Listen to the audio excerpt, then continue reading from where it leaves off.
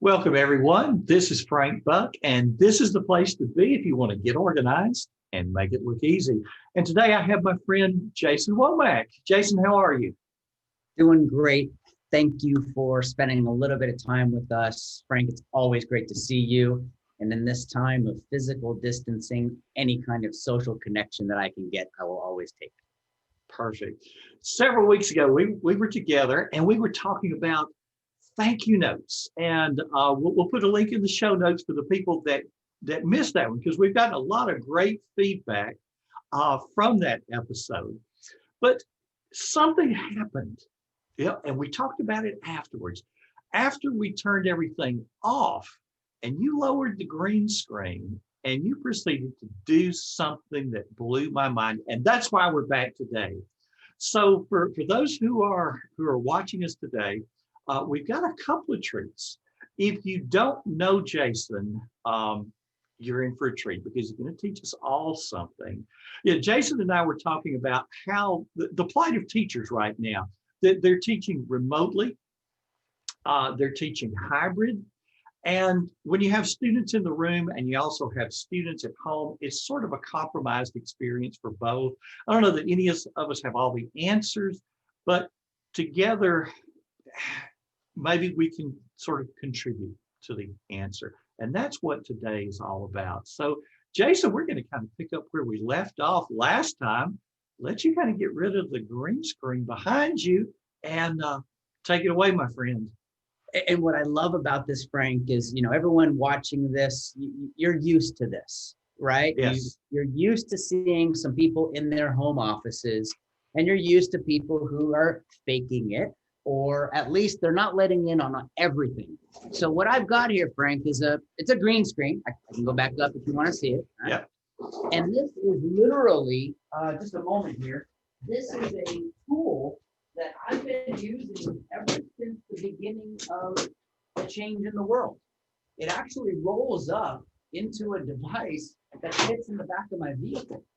So whether I'm working at the school, I teach at a university down here in Montgomery, or I'm in my home office, this is just one of those tools that I added to my kit. Mm-hmm. Now, what we were talking about last week, yes, gratitude and that idea of taking a moment to notice that person, to notice that group, to notice that event that happened. And we talked about thank you cards. But I want to go deeper into this concept of noticing, because really it's just the first of 3 steps, Frank, of being an effective, an influential leader. So if you give me a moment here, what I want to do is I'm going to change up a few things. I'll be right there. All right.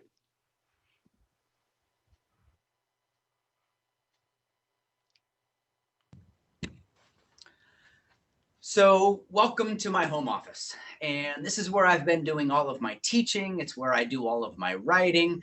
Sometimes, Frank, in the morning, I come upstairs and I just give myself a few ideas up here on the whiteboard. I realize that I'm now going to be distracting between 2 different video cameras. So let me turn this one off so I can just be using my Zoom room. So Here's the deal. Right now, we are in a different time. We are doing everything we can to stay in step with those that we serve. Now, whether you're a teacher, whether you're a manager, whether you're a family member, and across the miles or even the continents, you're attempting to stay connected. When I think about leadership, Frank, I think about the 3 things that a leader can do that will change their and other people's lives. And so what I did is I gathered a few books that I've looked to over the years to help me be a better leader. This one here, this goes with my first step of leadership. Now, this is a book, it's been a favorite book of mine. It's called Change the Way You See Everything Through Asset-Based Thinking. Frank, the first thing a leader can do to change a life is to, I call it, make awkward eye contact. To look through the video camera, to see out in that room that leader is facing, that teacher is facing, or that family member is facing. Now, I will let you know that the change that we've made from in-person, in residence, human to human contact, there used to be a time, Frank, where if you and I were in the same room, I'd actually be looking at your eyes and I'd be able to read your facial expressions. And if you smile a little bit, I would see your mouth turn. But here's the deal. If I'm looking at you on my screen, it doesn't look like I'm looking at you. And so this idea of making eye contact. Now, the way that the authors of this book say it, they say, before you interact, take a moment or two to see something about the person that you might have missed in the normal day-to-day life. So in this world that we're in this COVID world, in this hybrid teaching world, in this video meeting world, maybe that means before we start our lesson, before I invite everyone into my world, maybe we all take 30 seconds. In fact, for those of you who are watching this right now, can I ask you to pause? Frank, you too. Will you just look around your room and count to 30?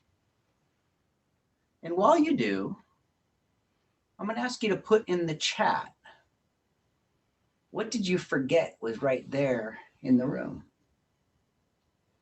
What are you surprised that's still there in the room?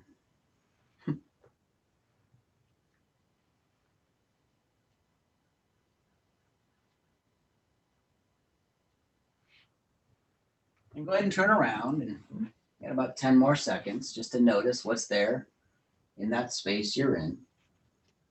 In fact, what have you not noticed in a while because, well, you've been so busy? Now in the chat or here on YouTube in the comments area, it'd be amazing to invite us into your world. What did you notice in your space that you forgot? What did you see that you want to change, that you want to move, that you want to be different? Imagine if we all took a moment to notice what's right in front of us when we're working together. Now, I told you that there's 3 steps. That was just number 1. I have to make awkward eye contact. Maybe the better way of saying that, Frank, is I need to notice what's right in front of me. But I can't just stop there. And that leads me to number 2. I grabbed this book earlier today. It's called The Leadership Challenge. And step 2 of this change, of how I can make things better than when I found them, I say I need to have a meaningful conversation. So once I make awkward eye contact, once I notice someone or something in the room, I need to go talk, but I need to talk meaningfully. And Frank, this is where I moved. And personally, I had to make a distinction. I call it from golden rule to platinum rule.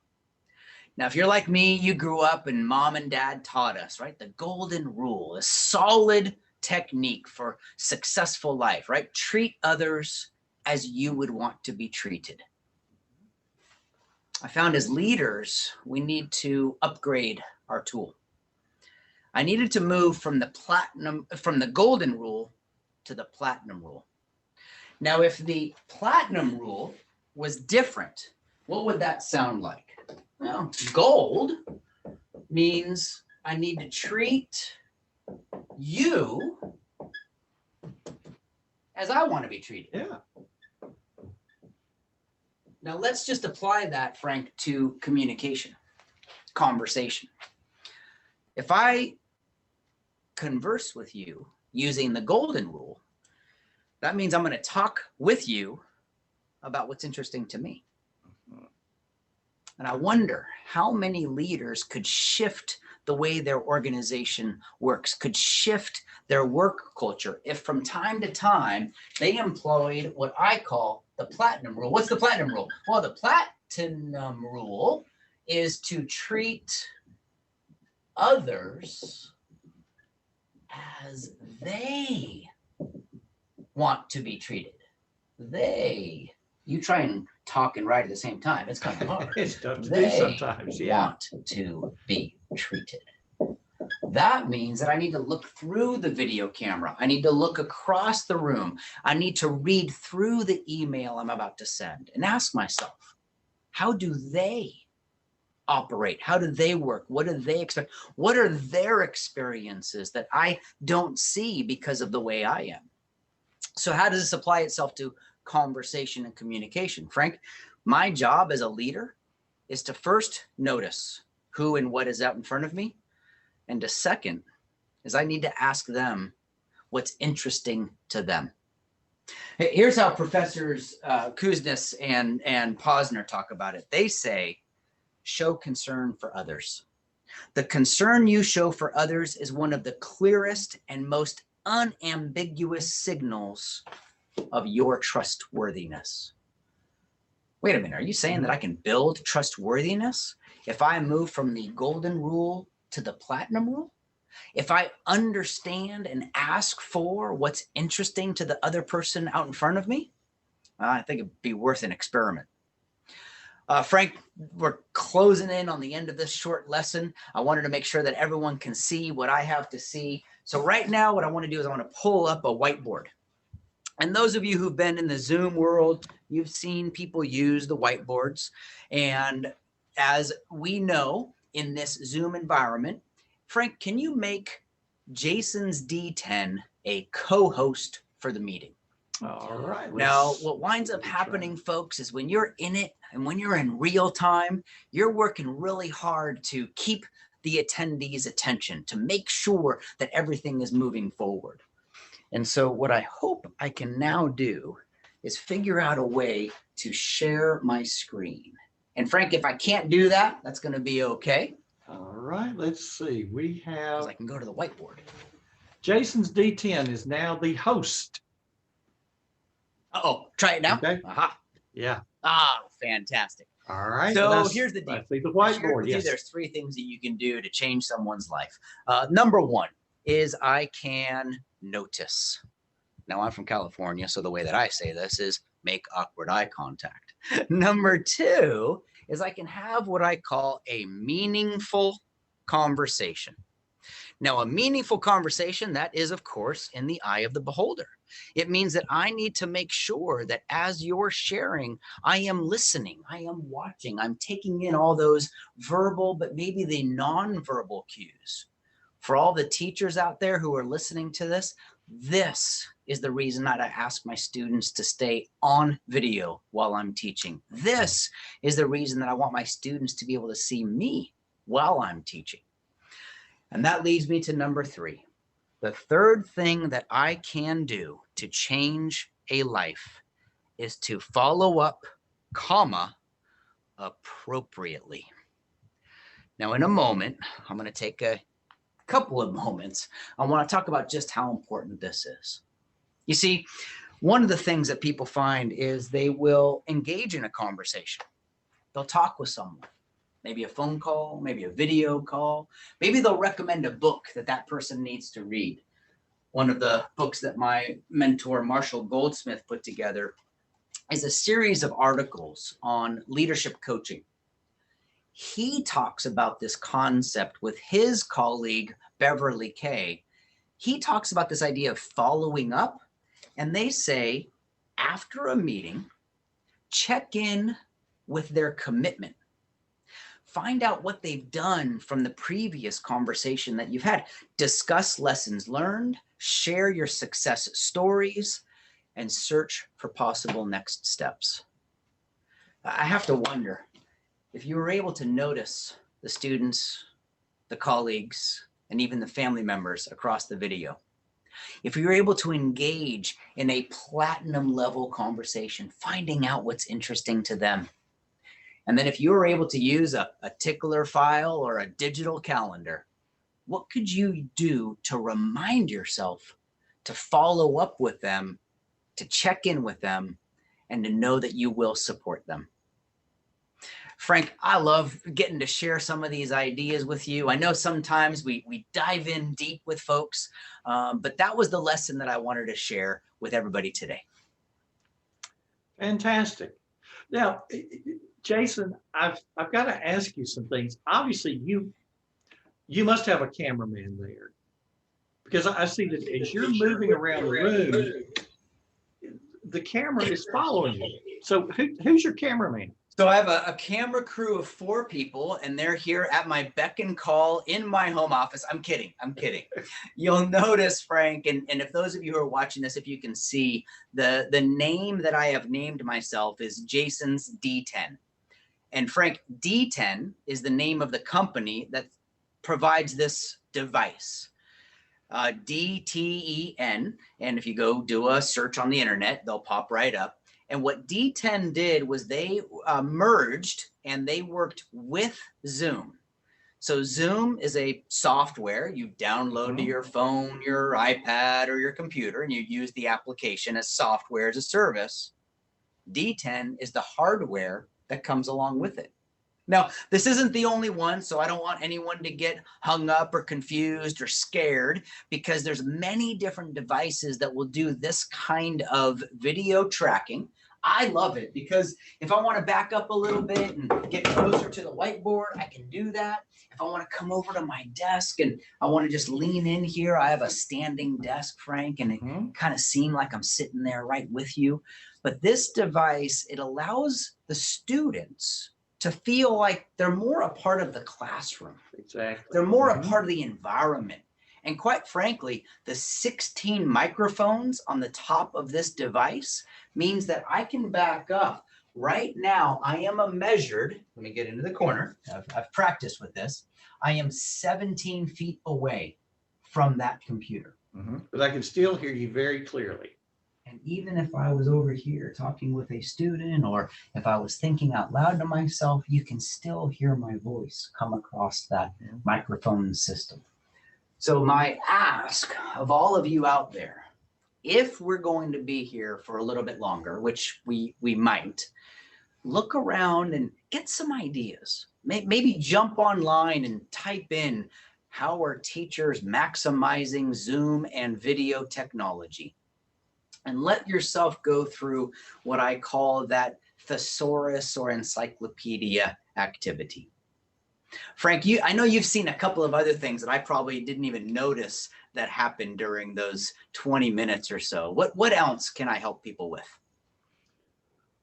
Gosh, the big things to me were the way that you were able to move around, just like a teacher would normally move around the classroom.